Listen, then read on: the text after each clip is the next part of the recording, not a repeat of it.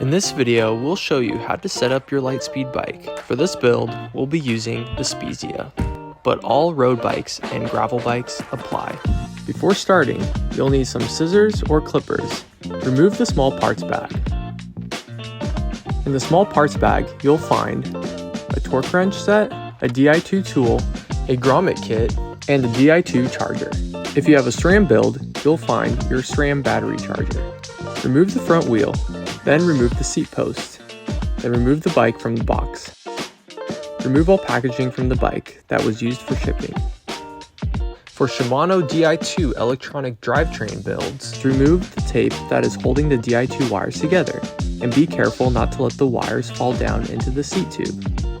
Using the Di2 tool, plug both Di2 wires into the holes in the bottom of the seat post. Then slide the seat post down to the preferred height. To tighten, use the 4mm torque wrench bit to tighten the seat post to 10 Nm. If you have a carbon post, torque to 5 to 6 Nm. To charge your Shimano build, plug the charging cable into the port on the back of the rear derailleur. The light will signify that it is charging. To charge your Sram build, check the small parts bag for your Sram batteries. Locate the batteries on the front and rear derailleur. Remove each by lifting up on the upper tab and sliding the battery out. Plug the battery into the charger. To install the front wheel, use a 6mm torque wrench bit, removing the front axle and plastic spacer. Remember to remove the orange brake caliper spacer as well. Be careful not to pull the brakes while there is no spacer in the brake caliper.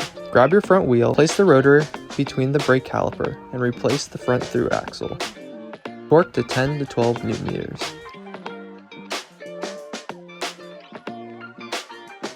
Before we get to riding, make sure to check all torque specs and check tire pressure. After that, you're all good to get out and ride.